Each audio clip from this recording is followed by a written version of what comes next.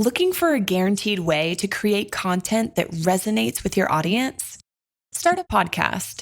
Interview your ideal clients and let them choose the topic of the interview. Because if your ideal clients care about the topic, there's a good chance the rest of your audience will care about it too. Learn more at sweetfishmedia.com. You're listening to B2B Growth, a daily podcast for B2B leaders. We've interviewed names you've probably heard before, like Gary Vaynerchuk and Simon Sinek, but you've probably never heard from the majority of our guests. That's because the bulk of our interviews aren't with professional speakers and authors. Most of our guests are in the trenches leading sales and marketing teams. They're implementing strategy. They're experimenting with tactics. They're building the fastest growing B2B companies in the world. My name is James Carberry. I'm the founder of Sweetfish Media, a podcast agency for B2B brands, and I'm also one of the co-hosts of this show. When we're not interviewing sales and marketing leaders, you'll hear stories from behind the scenes of our own business. We'll share the ups and downs of our journey as we attempt to take over the world. Just kidding. Well, maybe. Let's get into the show.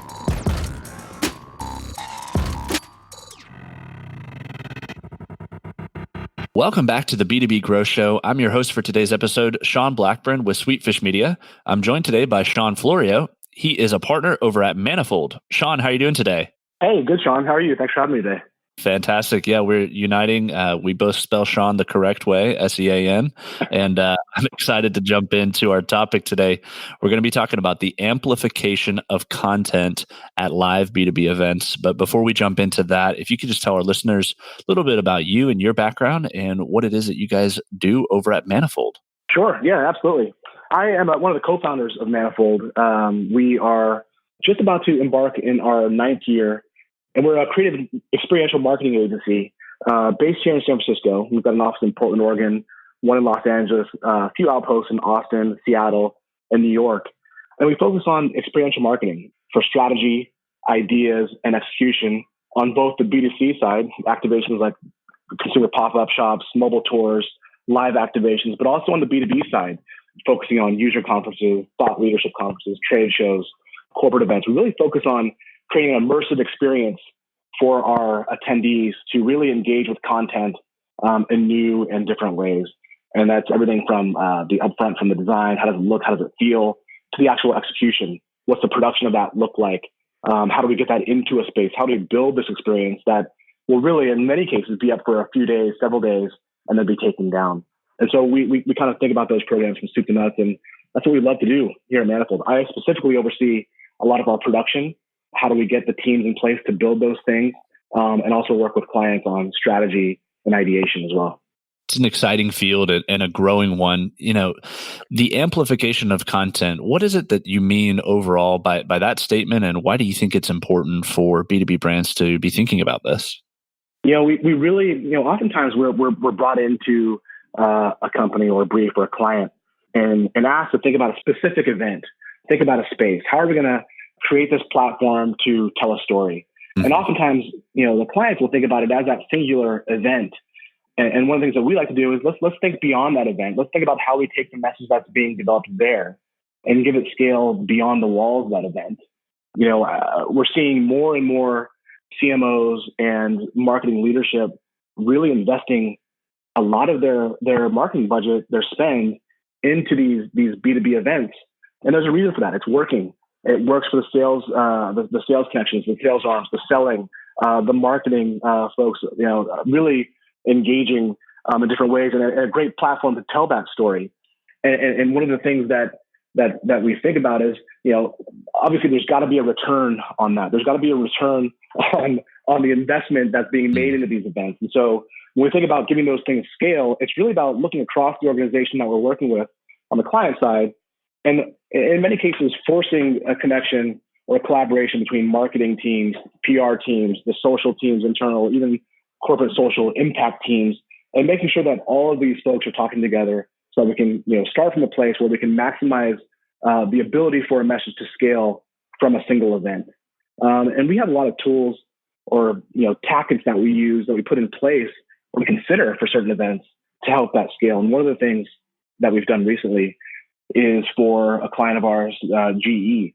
GE annually hosts a large scale conference called Minds and Machines, and it's kind of their state of the industrial internet. It's very high level, attended and led by executives on the GE side, but includes analysts, press, sales, developers, pretty broad reaching audience. And one of the things that we did after I think year 7 of that was to create this social studio or this broadcast studio on the actual show floor, which isn't necessarily new from a B2B event standpoint, but something that was new to this experience. And it became a place for speakers who came off stage to come and go a little bit deeper into a topic. It was an opportunity for folks that were on the show floor to be interviewed in a kind of an informal fashion, brought onto the stage and allowed them to tell their story. And for the client side, for our friends at GE, it allowed them to control the message, edit those pieces into small, shorter video vignettes, and then they can then amplify through social channels. So on their owned and operated social channels on YouTube, Twitter, Instagram stories, and really kind of start to merchandise, use those tools, those platforms to give their story scale. And that's, like I said, that's not new. You see, we have friends who set up a broadcast studio to design and produce a broadcast studio at Dreamforce every year here in San Francisco. And as I understand it, while Dreamforce is happening, that broadcast studio is the largest broadcast studio on the West Coast, which is kind of staggering when you think about LA and San Francisco. Yeah. But it's because they're taking that content and it's almost a 24/7 news cycle that they're just pumping that stuff out. It's incredible. And I think it is a really cool way to even be thinking through experiential marketing in the form of this sort of storytelling, like you mentioned. And, how is it that you guys have come to this overall mindset of storytelling with experiential marketing? And why do you think it's important as people are approaching going to events themselves to come at it from a story mindset? Yeah, it's storytelling and looking at different ways to tell stories. How to give things life, how to give things a personality. It's really, I can say we've always been fascinated with that here at Manifold since our beginning. It's part of our DNA. We host a inspiration hour once a month where we kind of get together, the entire company gets together, and we just talk about things that inspire us or things that we want to do. Or it could be a show that you've watched. It could be an experience that you saw while commuting to work. It could be something you saw at a trade show or another event. And just try and draw inspiration from those things, those little kernels of inspiration. And then we kind of spin on it a little bit and think about how would we take that and move it into a different direction. So it's kind of this experimental incubator internally here at Manifold where we just chew on ideas. And in one of those inspiration hours, my business partner, Brian, said, what if we took this inanimate object and connected it to the internet and gave it life? And that inanimate object that we were talking about was this bird feeder. Twitter was new. Twitter was just hitting maybe 2 years in. So we thought, what if we actually created a bird feeder that when a bird landed on it, instead, a photo was automatically taken, it was tweeted, sent out to social channels, and a photo was captured, and then that bird flew away. And this whole idea of giving that inanimate object life through things that are accessible to us to build became really interesting. And it just kind of fueled us. So I think we might have pitched that concept to a few clients, nobody about it. I think it's a little out there for a lot of our clients for good reason, right? We want to be responsible with spend and budgets, but we decided let's take that and build it on our own. And so we did. We hacked together this bird feeder using things that are accessible. Raspberry Pi, our developer team, coded this so it was working the way that we thought. We made it powered by the sun. It was solar powered, and we built it, and cool. We got great visibility from it. Right, blogs picked it up. And it was a little marketing vehicle for us as an agency. But really what it did was fuel our thinking for how we think about these kinds of things on the B2B side. And so when you think of an example of, that's an Internet of Things type of application. And when GE was starting to talk to us about their Internet of Things on a massive level, on this massive scale, these big industrial assets like wind turbines and jet engines and, locomotive engines, these big, giant industrial assets that are smart, and they're spitting off data, massive amounts of data that are ultimately leading to a more efficient product for them. So when we think about Internet of Things on that scale, we start thinking, okay, well, how do we tell that story? And so all of a sudden, this bird feeder that we just talked about in a an incubator here as an idea that we brought to life in a very small way, that thinking can then inform how we think about these things on a massive scale for a company like GE and helping them tell their story, again, back to minds and machines. And so to put that into application for how we took that and translated into client work, they have these large industrial assets that I talked about that operate in extreme temperatures, in extreme environments, deep sea, a mile below the sea, the ocean surface, or these wind farms, or out in the middle of an ocean. These extreme environments, and we our counterparts on the client side, the heads of marketing, really brilliant team, said, how do we tell a story that captures that environment or that grit or these places where these industrial assets are operating, and bring that into an environment, the show, the minds and machines, the event. And so we talked a lot about let's give those devices life, let's give them a personality, and not just the devices, but also the field technicians who are working on them. So what if we were having a general session and we had a wind turbine in the middle of Europe, and we actually had someone standing, a field technician, service person standing on top of that wind turbine, and we got them in live to this event to address the audience, remotely. And then you feel that personality, you feel that wind, you see the massive turbines turning, and all of a sudden that thing becomes the storytelling device being told inside this kind of safe place in Moscone Center in San Francisco. And so we kind of start to connect the dots in that way from a storytelling perspective. We love that stuff. I think that's incredible, and a great example of one of your other points that you mentioned of bringing that outside in. That's you literally did that with that experience that you gave to people with the wind turbine, seeing it and experiencing and hearing that wind and seeing that person on top of the turbine. As you're describing it, I'm getting a sense of it even as we're sitting here, not even looking at it. Yep.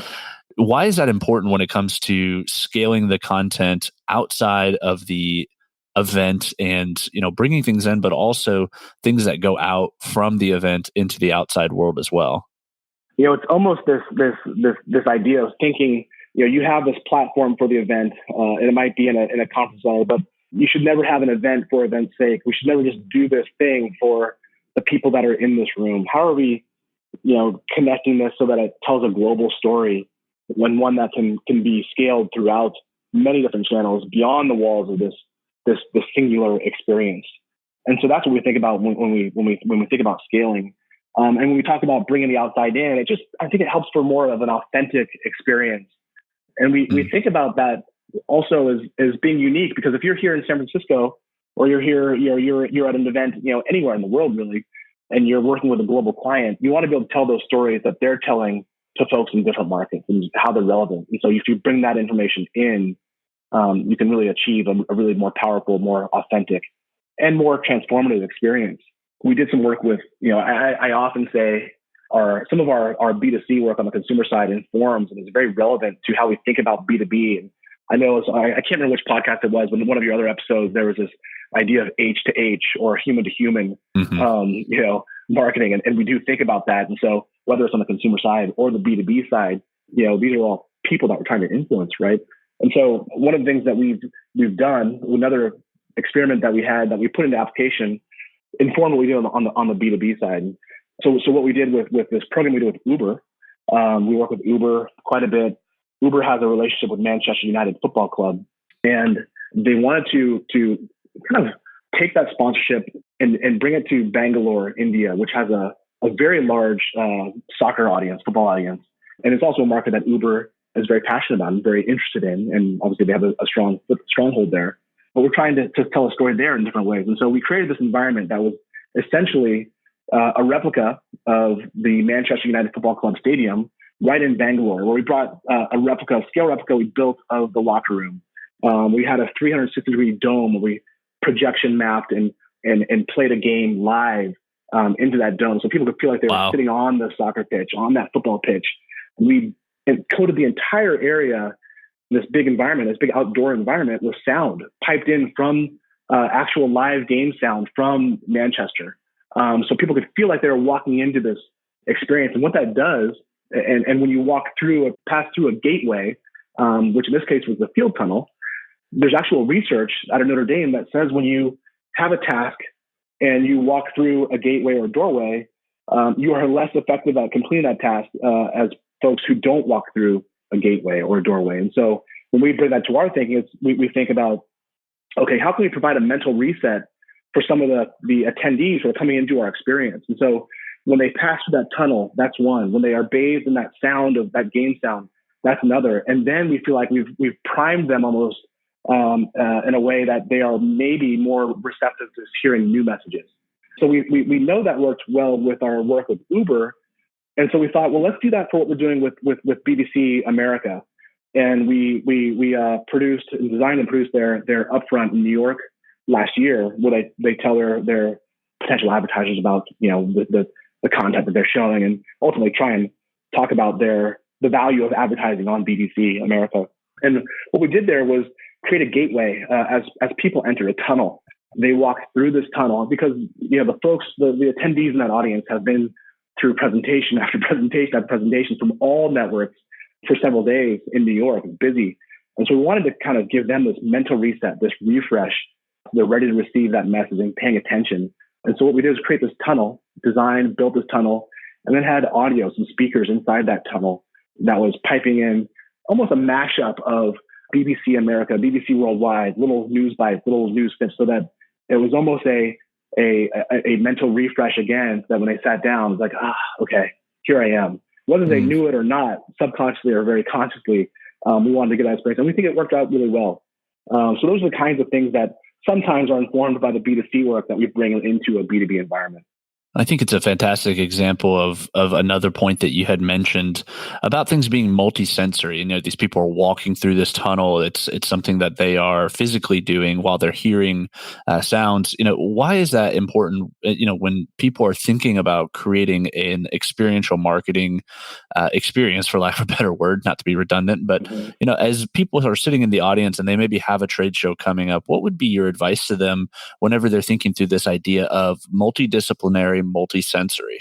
I think we often approach something with what we see on a screen in a B2B environment, or we're expecting to be presented with something that we're looking that can be visually appealing, but less often we are thinking about what does that audience feel beyond that the sense of what they're seeing or hearing with their eyes. When we bring in other content, other audio content that might be from an environment, or I think Disney does a great job with this in their Flying Over the World, right? You go in and you sit in this experience and you see the skies over the Matterhorn, or you feel that fresh air hitting your face, that 4D experience, the smells of the oranges as you're flying over the oranges, above the groves in Florida.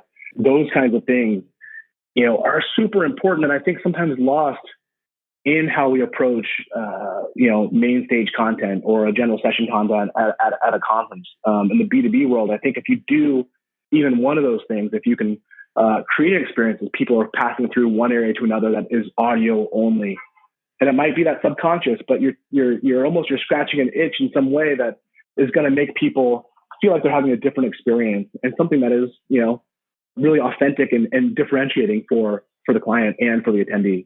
I think that's a fantastic point. And as you were saying it, I think it ties so much more to memory, and it stands out when things are multisensory. As you were describing the ride, I was even just thinking of it myself. And so I feel like there's so many more ties there whenever you are able to bring in different senses, whether that be auditory, visual, which are kind of the two main ones, but also smell and touch and, those experiences. So that makes a lot of sense. And you talk about another point as well. And, staging as content, what does that mean? Yeah, it's really, we are environmentally design led in a lot of ways. I talked about how we love storytelling. We love to tell stories in different ways. And there are some cases where we like to use the scenic or use the set that is, the canvas that is behind our main stage speaker in an environment or at a conference, and use that set as a way to tell a story in a different way. And what I mean by that is, I can point to an example that we did again with our friends at GE, where Minds and Machines, is about these big industrial assets.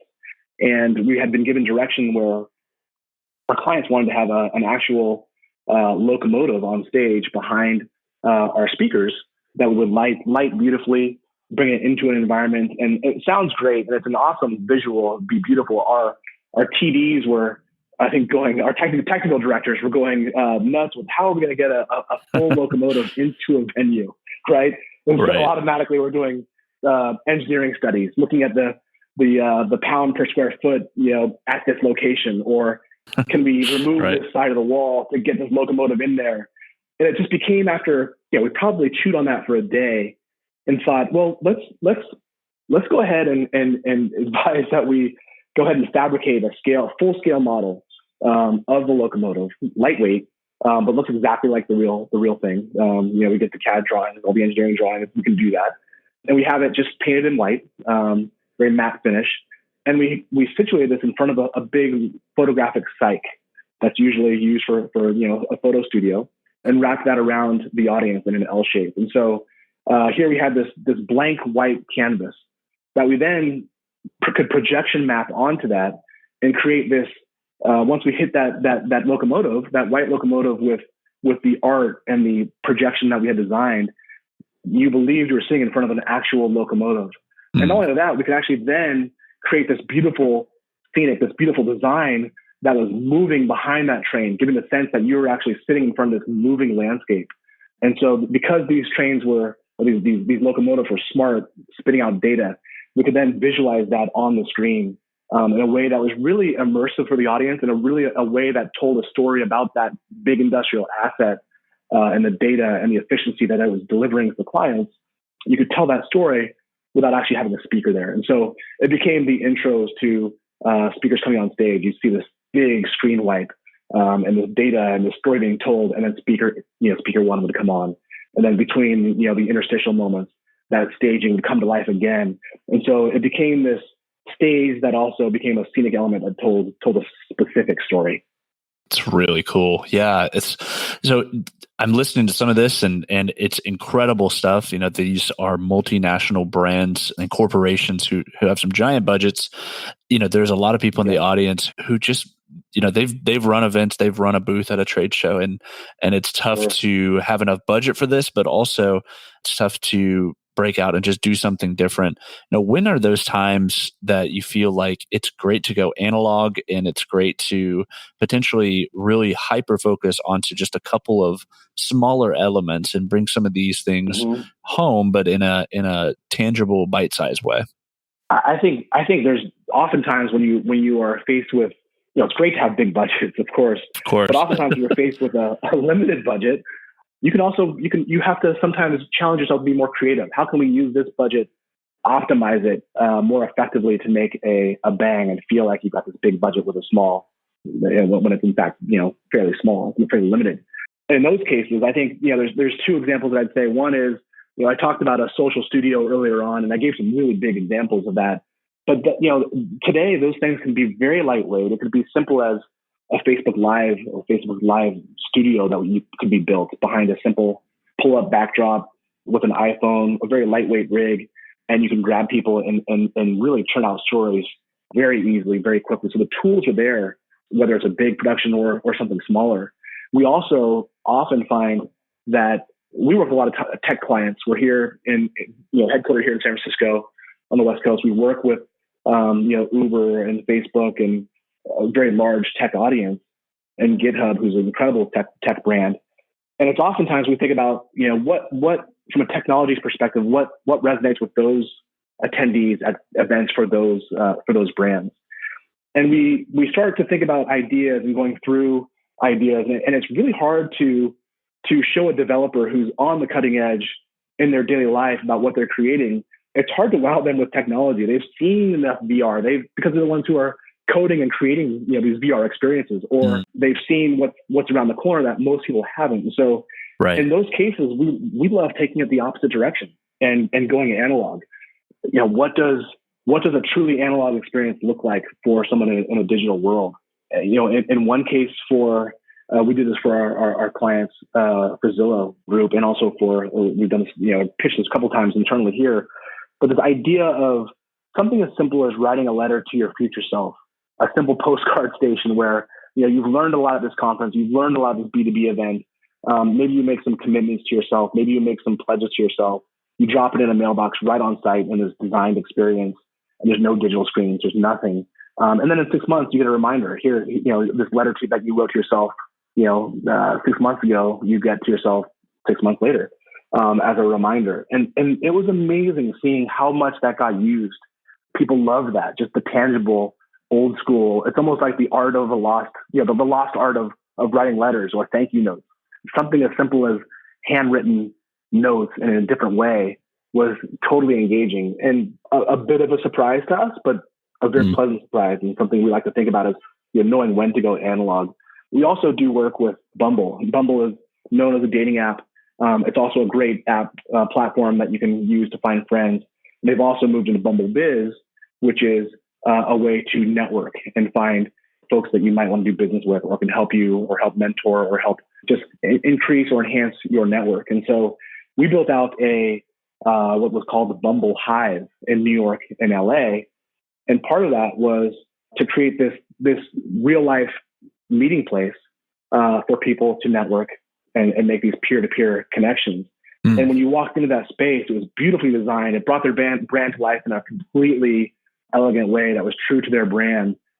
But there weren't a lot of digital screens in there. There wasn't a lot of technology hanging over it. It was really meant to be this expression of their brand, where you can make these face-to-face connections, because they take care of all that digital stuff on the platform. But if you can make those face-to-face connections, that the analog connections, the original social media, if you will, incredibly compelling, and something that was really a reminder to us that you don't always have to think digitally. Analog can be incredibly powerful. Well, Sean, this has been an awesome conversation. I super appreciate your perspective on the amplification of content at live B2B events. If anybody is listening, wants to follow up with you, or wants to connect with Manifold, what's the best way for someone to find you? Very easy. We're available on the web at www.wearemanifold.com. And you can also email us at hello@wearemanifold.com. We monitor that. We respond quickly, and would love to hear from listeners. Awesome. Well, thanks, Sean. We really appreciate you being on the show. Hey, thank you. Appreciate it. This is a lot of fun. Look forward to another one. We totally get it. We publish a ton of content on this podcast, and it can be a lot to keep up with. That's why we've started the B2B Growth Big Three, a no-fluff email that boils down our 3 biggest takeaways from an entire week of episodes. Sign up today at sweetfishmedia.com/big3. That's sweetfishmedia.com/big3.